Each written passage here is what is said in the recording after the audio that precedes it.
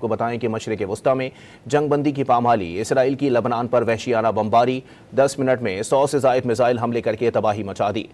254 لبنانی شہید، سینکڑوں زخمی ہو گئے۔ جنازے پر بمباری کر کے 10 افراد کو شہید کر دیا گیا۔ مساجد، گاڑیاں، رہائشی عمارتوں کو تباہ کر دیا گیا۔ اسپتال زخمیوں سے بھر گئے۔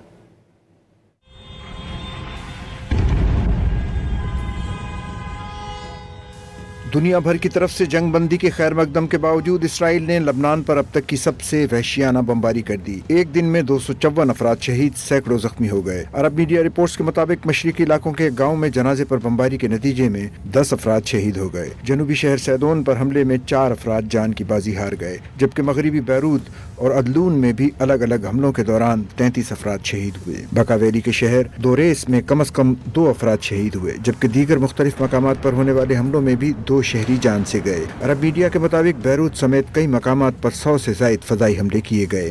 کئی عمارتیں ملبے کا ڈھیر بنا دی گئیں، اسپتال زخمیوں سے بھر گئے۔ بیروت میں عمارت پر میزائل حملے کے بعد دھوئیں کے بادل چھائے ہوئے ہیں۔ حملوں کے بعد متعدد علاقوں میں خوف و ہراس پھیل گیا اور امدادی کارروائیاں جاری ہیں، جبکہ زخمیوں کو قریبی اسپتالوں میں منتقل کیا جا رہا ہے۔